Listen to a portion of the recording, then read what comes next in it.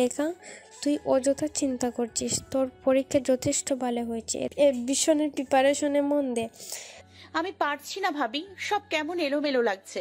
নওশাদ লোকটা আমার পরীক্ষার সময়টুকুতে এত ঝামেলা করবে আমি আমি ভুলেও ভাবিনি। বিশ্বাস করো ভাবি, এক্সাম হলে যতবার আমায় হ্যারাস করা হয়েছে তার হিসেব করে আমি শেষ করতে পারবো না। ওই লোকটার শাস্তি না হওয়া অব্দি আমি কিভাবে ভালো থাকবো বলো? মেডিকেল আমার স্বপ্নের চেয়েও দামি কিছু। যেখানে আমি আমার ভালোবাসাকেও উপেক্ষা করেছি, সেখানে ওই লোকটা কেন আমার সাথে এমন করলো? দেখ, ক্ষমতা ব্যবহার করে আর কত দূরই বা যাবে। এইচএসির খাতা তো আর ওই লোক দেখতে আসছে না। তোর না ক্লাস ছিল আজ বিকেলে? আমি রেখে আসবো। ক্লাস অনলাইনে নেবে আজ, জানানো হয়েছে। রঙ্গনের সাথে কথা হয়েছে তোর? 10 দিন হলো ঢাকায় এসেছিস, ওকে একবার জানানো উচিত না? 4 মাস ধরে কথাই হয়নি আমাদের, আর তো জানানো। ওর সাথে একদিন কথা বললে পরের 1 সপ্তাহ আমার আর পড়ায় মন বসে না ভাবি। তোমার এই ফুপাতো ভাইটা এমন কেন বলো তো? হুম হুম প্রেম জমে ক্ষীর। ধুর, যাও তো তুমি, খালি কেমন কেমন করো। আচ্ছা সরি অর্ণব ভাইয়া, তোকে রেখে যাওয়ার পর থেকে দেখতেছি তোর মন খারাপ।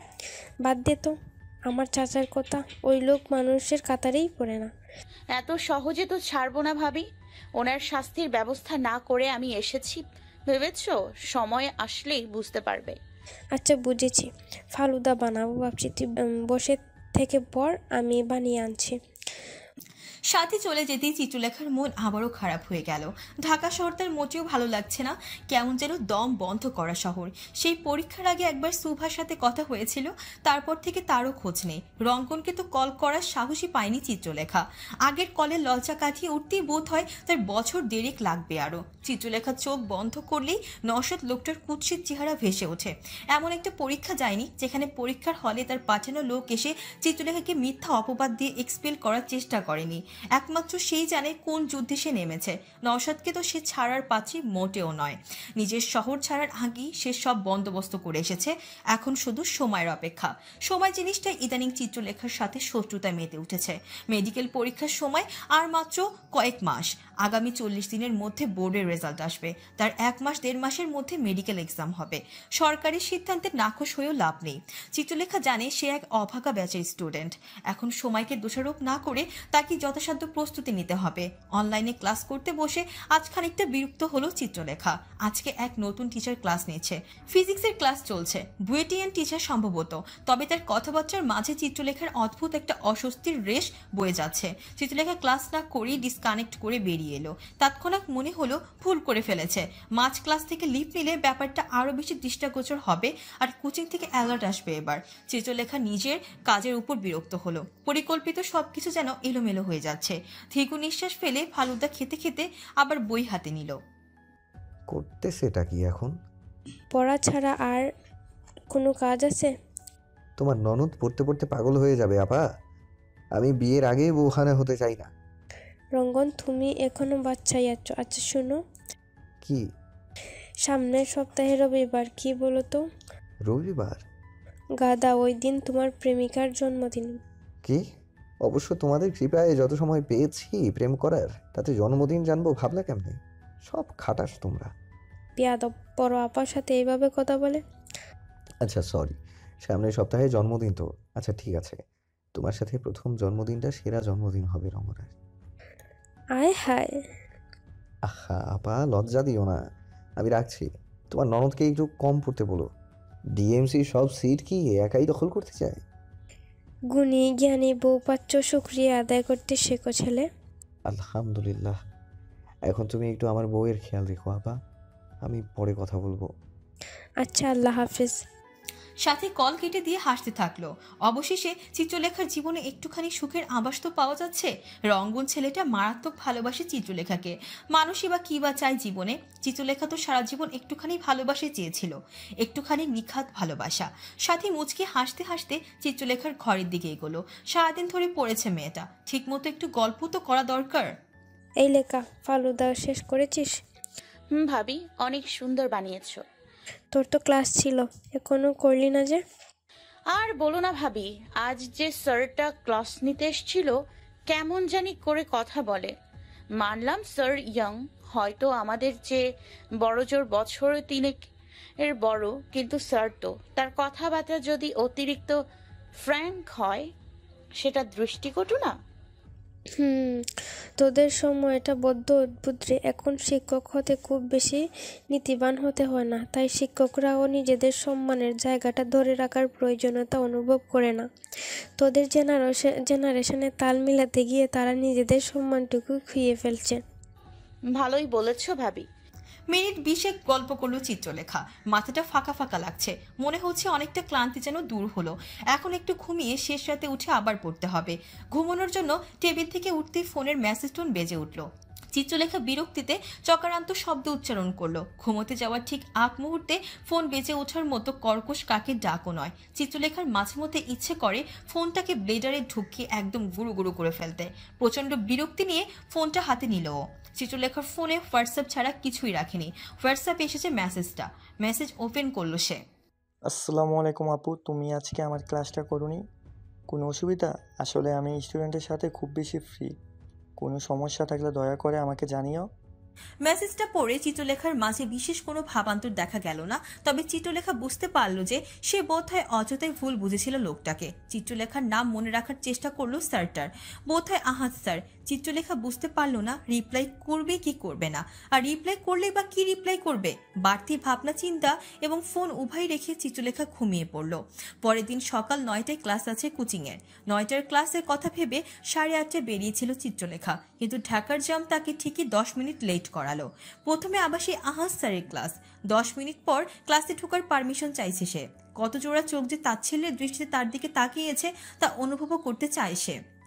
আহাদ বিশেষ কোনো বাক্য উচ্চারণ না করে কেবল নাম জিজ্ঞাসা করে তাকে ভেতরে আসার অনুমতি দিল। চিত্রলেখার নাম বলতেও খানিকটা সংকোচ বোধ হচ্ছিল। যে বিষয় থেকে মানুষ পালিয়ে বেড়াতে চায় তাই যেন বারবার মূর্তির মতো সামনে এসে উপস্থিত হয়। চিত্রলেখা আহাদকে যত বেশি উপেক্ষা করতে চেয়েছিল, ঠিক ততটাই তার চক্ষুর সম্মুখে আসতে বাধ্য হচ্ছে চিত্রলেখা। অপর্ণা ইদানিং ঘর থেকে মোটেও বের হয় না, তবে আজ রাদিফের পরীক্ষার খাতা দেখাবে। গার্ডিয়ান ছাড়া যাওয়া যাবে না। বাধ্য হয়ে অপর্ণা গায়ে কালো বোরকা জড়িয়ে রাদিফের স্কুলের উদ্দেশ্যে বেরিয়েছে। মিনিট 15 লাগবে যেতে। রিক্সা নিল অপর্ণা। কিছু সময় সব ঠিকঠাক থাকলেও একটু পর অপর্ণা লক্ষ্য করলো দুইটা বাইক থেকে দুই পাশ থেকে ফলো করছে। অচিরে তার মনে ভয় ধরলো, না জানি কোন বিপদ অপেক্ষা করে আছে তার জন্য। অপর্ণা রিক্সাওয়ালাকে বলল দ্রুত যেতে। তাতে অবশ্য লাভ হলো না। বাইকে থাকা লোকগুলো রিক্সার সামনে বাইক থামালো। রিক্সাওয়ালা না পারতে রিক্সা থামালো এক পাশে। লোকগুলো এসে সোজা অপর্ণার দিকে ছুরি তাক করলো। চুপচাপ নেমে আমাদের সাথে চল। কারা আপনারা? আমার রাস্তা কেন আটকাইছেন? বেশি কথা বললে কথা বলার মতো অবস্থায় থাকবি না। কোনো কথা না বলে আমাদের সাথে চাই। দেখুন, আমার বাচ্চারা স্কুলে অপেক্ষা করছে। আপনারা টাকা নিয়ে যান, আমায় ছেড়ে দিন প্লিজ। তোর আসলে প্রাণের মায়া নাই রে। লোকগুলোর একজন অপর্ণার বোরকা ধরে টানাটানি শুরু করলো। সরু রাস্তা হওয়ায় এদিকে গাড়ি খুব কম। অপর্ণা চিৎকার করার সাহস পাচ্ছে না। আচমকা পুলিশের হুইসেল শোনা গেল। লোকগুলো ছুরি ফেলে দিয়ে দৌড়ে পালালো। অপর্ণা যেন জমে গেছে, সে কোনোভাবেই নড়তে পারছে না। কোন রকম রিক্সাওয়ালাকে বলল রিক্সা ঘুরিয়ে আগের জায়গায় নামিয়ে দিতে। রিক্সাওয়ালা যথেষ্ট ভয় পেয়েছে, সেও সময় না নিয়ে রিক্সায় টান দিল। অর্ণব অপর্ণার বাড়ির সোফাতে বসে খানিকটা সংকোচ বোধ করছে। আগেরবার এখানে এসেছিল ডিভোর্স লেটারে সই করতে, এখন তাকে কেন এত জরুরি তলব দেওয়া হয়েছে জানা নেই তার। অবশ্য অতীব দরকারি কোনো কথা না থাকলে তার শাশুড়ির মতো মানুষ কখনো তাকে অনুনয় করে এখানে ডাকতো না, সেটা জানে। অর্ণবের ডিভোর্সের পেছনে অন্যতম কলকাঠি নাড়ানো ব্যক্তিটিও তার শাশুড়ি মা। বিষয়গুলো অল্প বিস্তর বুঝতে পারে অর্ণব, কিন্তু এসব প্রকাশ করতে চায় না। অপর্ণার বাবা মা পরিবারের সবাই উপস্থিত আছে। বাচ্চারা বোধহয় অপর্ণার সাথে ঘরে রয়েছে। অর্ণব বোঝার চেষ্টা করছে তাকে কেন ডাকা হয়েছে। অর্ণব বাবা, তোমায় কিছু কথা বলার জন্য ডেকেছি। তা বুঝতে পেরেছি, বলুন। নওশাদ লোকটা যে অপর্ণাকে বিরক্ত করছে তা আমি আগেও লেখাকে জানিয়েছি। আমার মেয়েটা ঘর থেকে বের অবধি হয় না। আজ বের হয়েছে, কিছু লোক এসে তার গলায় ছুরি ধরেছে। তুমি বুঝতে পারছো ব্যাপারটা কত সিরিয়াস? জি, বুঝতে পারছি। দেখো বাবা, অপর্ণাকে তো তুমি চিনোই। মেয়েটার অযথা জেদ, ওকে তুমি মাফ করে দাও বাবা। আর দেখো, নওশাদের ক্ষমতা আছে। লোকটা তো এমনি এমনি চুপ করবে না। চিত্রলেখা ওর সাথে বিয়ে দিলে কোনো ক্ষতি তো হচ্ছে না। যথেষ্ট টাকা পয়সা আছে। বিয়ে তো অমত করার কি আছে? বিয়েটা হয়ে গেলে সব সমস্যা মিটে যাবে। আপনার লজ্জা করে না? আপনি তো একজন মেয়ে, আপনি দেখতেই পাচ্ছেন নওশাদ লোকটা কতটা ভয়ঙ্কর, তারপরেও আপনি এই কথা বলার সাহস পেলেন কি করে? অর্ণব চলে যাওয়ার জন্য উঠল। অপর্ণার বাবা আটকালেন তাকে। বাবা অর্ণব, আমাদের কথায় রাগ করো না। আমাদের মেয়েকে নিয়ে আমরা চিন্তিত। আমাদের বুদ্ধি কাজ করেন অর্ণব। আপনার মেয়ের বোধ বুদ্ধি সময় মতো কাজ করলে এখনো পরিস্থিতিতে পড়তেন না। যাই হোক, আমি আমার বাচ্চাদের সাথে একটু দেখা করতে চাই। অর্পার সাথে একবার। আমার বাচ্চাদের একটু বাইরে ডেকে নেবেন? আমি দেখেই চলে যাব। উপস্থিত সবাই থ মেরে গেল। অর্ণবের কথার কাঠিন্য সকলে উপলব্ধি করতে পারলো। মানুষটা কতটা কষ্ট পেয়ে এতটা কঠোর হতে পারে তা বোধহয় তারা অনুভব করার চেষ্টা করলো। রূপসা রাজীবের সাথে খানিকক্ষণ কথা বলে বেরিয়ে এলো অর্ণব। বাচ্চা দুটো এখনো বাবার থেকে দূরত্ব মেনে নিতে পারেনি। পরিস্থিতি বোঝানো তো এতটা সহজ নয়। অপর্ণার বাড়ি থেকে বেরিয়ে অর্ণব তৌহিদের সাথে দেখা করার জন্য গেল। তৌহিদের সাথে তার বেশ গুরুত্বপূর্ণ কথা আছে। অর্ণব ভাই, এখনই আসলে যে? অবশ্যই আমি আপনার ওখানে যেতাম আজ। লেখার সাথে কথা হয়েছে তোমার? কাজ কত দূর? সময় তো বেশি নাই। কাজ বেশি বাকি নাই ভাইয়া, তবে অপর্ণা ম্যামের উপর নজর রাখছিলাম আজকে। ঠিকঠাক টাইমে পুলিশের সাইরেনটা বাজিয়েছিলাম বলে বেঁচে গেছি। যতদূর বুঝলাম গুন্ডাগুলো প্রফেশনাল না। নওশাদ বুদ্ধি পাড়া পড়েছে, নিজের ইমোশন ক্লিন রাখতে চায় আর কি। এসব জেনে কাজ নাই তৌহিদ। আমার অপর্ণার যা হয় হোক, ও মরে গেলেও আমার যায় আসে না। এটা আপনার মুখের কথা ভাই, আপনি যে কষ্ট পাচ্ছেন তা আপনার চোখে বলে দিচ্ছে। মাফ করে দেন, নতুন করে সব শুরু করলেই পারেন। তুমি যদি কাউকে ভালোবাসো তবে অবশ্যই তাকে আমি তো ভালোবাসবে, কিন্তু তার সমস্ত অন্যায় ক্ষমা করার মতো বড় অন্যায় কখনো করো না। ভালোবাসায় অন্ধ হয়ে যাওয়ার পরিণতি জানো? না পাবে ভালোবাসা আর না পাবে শান্তি। অপর্ণা ভাবিকে কখনো ক্ষমা করবেন না ভাইয়া। না, ভাবি অনুতপ্ত হলেও না। একটু ভুল করার পর অনুতপ্ত হলেই কি সেই ভুলের মাসুল দেওয়া হয়ে যায়? ভুল ভুলই থাকে। তাছাড়া ডিভোর্সের সিদ্ধান্ত অপর্ণাই ছিল, এখন তার অনুতপ্ত হওয়ার কারণ নেই। সেসব তোমার ভাবতে হবে না, তুমি তোমার কাজ করো। আচ্ছা ভাইয়া, আমরা আরো কিছুদিন দেখা লাগবে। তাছাড়া এবার ভোটে হেরে লোকটা খ্যাপা শিয়ালের হয়ে আছে, একটু সামনে কাজ করতে হবে। করো, সময় মতো যেন সব হয়। চিত্রলেখা বুঝে উঠতে পারছে না এই আহাত লোকটির সমস্যা কি। হোয়াটসঅ্যাপে আবারও মেসেজ করেছে লোকটা। বিরক্তিকর ভঙ্গিতে ফোনটা দূরে ছিল লেখা। সে অপেক্ষায় আছে তৌহিদের কলে। কল আসছে না মানে এখনো কাজ হয়নি। এতে অবশ্য বিরক্ত হয়ে লাভ নেই। সে দায়িত্ব সে তৌহিদকে দিয়েছে, তাতে সময় লাগা স্বাভাবিক। তৌহিদের অযথায় উকিলগিরিতে সময় ব্যয় না করে পার্মানেন্টলি গোয়েন্দাগিরিতে জয়েন করা দরকার। চিত্রলেখা ফোন হাতে নিয়ে গ্যালারিতে ঢুকলো। রঙ্গনের একটি ছবি আছে তার কাছে। প্রোফাইলে যে ছবিটা দেওয়া ছিল আগে সেটি সেভ করে রেখেছিল সে। ঢাকায় আসার পর থেকে রঙ্গনের স্মৃতি মারাত্মক পোড়াচ্ছে তাকে। মন চাচ্ছে একটু দেখা করতে, কিন্তু পরক্ষণে মস্তিষ্ক ঘোষণা করছে যে রঙ্গনের সাথে দেখা হলে সে মনোযোগ হারিয়ে ফেলবে। অবশ্য কথাটা মিথ্যে নয়। রঙ্গনের বলা একটা বাক্য চিত্রলেখার মনে উত্তাল ঢেউ আনতে সক্ষম। সাথে চিত্রলেখার ঘরে উকি দিয়ে ভালো মতো দেখলো মেয়েটা কি করছে। চিত্রলেখার বিরক্ত হয়ে বসে থাকা দেখে সাথীরও বিরক্ত লাগলো। কানে ধরে রাখা ফোনটা হাতে নিয়ে আড়াল করলো। আপা, কি হয়েছে? কিছু বলছো না যে? তোমার বউয়ের মন খারাপ রঙ্গন। লে, কেন? আমি কিভাবে বুঝবো? তুমি কল রাখো, আমি দেখি কেন বাংলার পাঁচের মতো বসে আছে। আপা শোনো না, আমি তোমার বাড়িতে আসি। আচ্ছা, ভাই হিসেবে প্রথম দিন বোনের বাড়িতে যেতে চাইছি, মানা করো না প্লিজ। আমি কিছু বলবো না, কিন্তু তোমার বউ যদি আরো রাগ করে তবে আমার দোষ নেই। আচ্ছা আপা, চিত্রলেখাকে এখন কিছু বলতে যেও না, ওকে একটু একা থাকতে দাও। দুপুর থেকে খাইনি, এখন সন্ধ্যে 7টা বাজে। অনেকটারও আজ মিটিং আছে, আসতে আস্তে আস্তে 10টা বাজবে। আমি দেখি ওকে কিভাবে খাওয়ানো যায়। আপা প্লিজ, তুমি কিছু করো না, আমাকে দেখতে দাও। কি করবে তুমি? কিছু একটা। রঙ্গন কল কেটে দিল। মাঝে মধ্যে নিয়ম ভাঙাই যায়। আমাদের প্রত্যেকের জীবনে এমন বিশেষ একজন থাকে যার জন্য আমরা সকল নিয়ম একবার করে হলেও ভাঙি। মনে পড়লে অকারণ, কাউকে বলা বারণ, রিমঝিম বরসায় তুই আজ ভেজার কারণ। মেঘেদের ডাক বক্সে তোর চিঠি পৌঁছে দিলাম। তাকিয়ে বোঝার চেষ্টা করছে শব্দটা কোথা থেকে আসছে। রেকর্ডেড ভয়েস, তবে তার মন জানা দিচ্ছে রঙ্গনের উপস্থিতি। উৎভ্রান্তির মতো এলোমেলো ভাবে সব ঘর খুঁজলো সে। এখনো গান বাজছে কোথাও একটা। রঙ্গনের স্বর যেন চিত্রলেখার মনকে আরো এলোমেলো করে তুলছে। দম বন্ধ হয়ে আসছে তার। ঘর ছেড়ে বারান্দায় দাঁড়ালো চিত্রলেখা। ঠিক তখনই চোখে পড়লো নিচে দাঁড়িয়ে থাকা মানুষটার দিকে। এখন রাতের 10টা। অন্যান্য দিনের তুলনায় কুয়াশা বেশি পড়েছে। সবে শীত আসি আসি ভাব হলেও ঠান্ডার প্রকোপ মারাত্মক এবার। অথচ ছেলেটা কিনা শুধু একটা হুডি গায়ে জড়িয়ে সংসার ত্যাগী সন্ন্যাসীর মতো তার ঘরের বারান্দার সামনে দাঁড়িয়ে আছে। চিত্রলেখার প্রচন্ড রাগ উঠল। আশেপাশে কোনো কিছু আর ভাবলো না সে। তৎক্ষণাৎ দৌড়ে নিচে নামলো। চিত্রলেখার উদ্বেগ লুকিয়ে রাখতে পারলো না সে। রঙ্গনকে দেখা মাত্র তার সমস্ত রাগ যেন জল হয়ে গেল। ইচ্ছে করলো রঙ্গনকে কষে একটা চড় দিতে। বেয়াদব ছেলেটা ফাজলামি শুরু করেছে। শরীর খারাপ হলে কে দেখবে? এখানে এভাবে দাঁড়িয়ে থাকার কারণ কি? তোমার উপরের ফ্ল্যাটের মেয়েটার জন্য এসেছি। মেয়েটা খুব কিউট তো। ও আচ্ছা। চিত্রলেখার শান্ত স্বরে বলা ওহ আচ্ছা ভয়াবহতা বুঝতে সময় লাগলো না রঙ্গনের। চিত্রলেখা ফিরে যাওয়ার জন্য পিছু ফিরেছিল। রঙ্গন পেছন থেকে তার হাতটা ধরলো বেশ শক্ত করেই। এ জীবন ফুরিয়ে যাবে, তুমি চলে গেলে, ভবলীলা সাঙ্গ হবে তোমায় না পেলে। আজ বড্ড গান শোনাচ্ছেন যে গায়ক সাহেব, কাহিনী কি? কাহিনী হচ্ছে আমার রমনা আজ বড্ড উদাসী, বিকেলের মতো নিষ্প্রভ হয়ে আছে।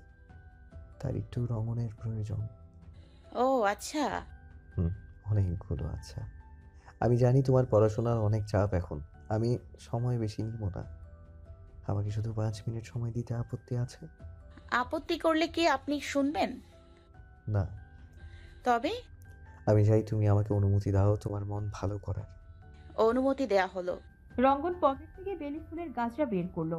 চিত্রলেখার বেলি ফুল পছন্দ কথাটা সে সাথীর থেকে জেনেছে। রঙ্গনের অবশ্যই ফুল খুঁজতে অনেকটা সময় লেগেছে। সব জায়গায় লাল গোলাপ সহজলভ্য হলেও শুধু বেলির গাছটা খুঁজে পাওয়া ভারী দুঃসাধ্য হয়েছে তার জন্য। রঙ্গন ফুলটা নিয়ে নিজের ডান হাতের সাথে চিত্রলেখার বাম হাতটা আলতো করে বাঁধলো। কি হলো এটা? ফুলের বন্ধনে আবদ্ধ হলাম। তুমি আসলেই পাগল। উফ, কতদিন পর তুমি করে ডেকেছো। শেষ আমি, বুকে ব্যথা করছে। নাটকবাজ কোথাকার। তুমি নাটক হও প্রিয়, আমি নাটকবাজ হতে দ্বিধা করব না। আপনাকে কে বললো আমার মন খারাপ? ভালো কথা মনে করিয়েছো। তোমার কেন মন খারাপ সেটাই শুনিনি এখনো। কি হয়েছে বলো তো? ও ওইটা তেমন কিছু না। কেমন কিছু সেটাই জিজ্ঞাসা করছি। কোচিংয়ের একটা স্যারের পড়ানো ভালো লাগছে না আর কি, ওইটা নিয়েই একটু মন খারাপ। হে আল্লাহ, আমার মতো ব্যাক বেঞ্চারের কপালে তুমি কেমন আতেল রাখলা। এই আমি আতেল? চিত্রলেখার ডান হাত দিয়ে সমানে রঙ্গনের ডান হাতে আঘাত করতে লাগলো। রঙ্গন হাসতে হাসতে চিত্রলেখার ডান হাতটাও বাহুবন্দি করে ফেললো।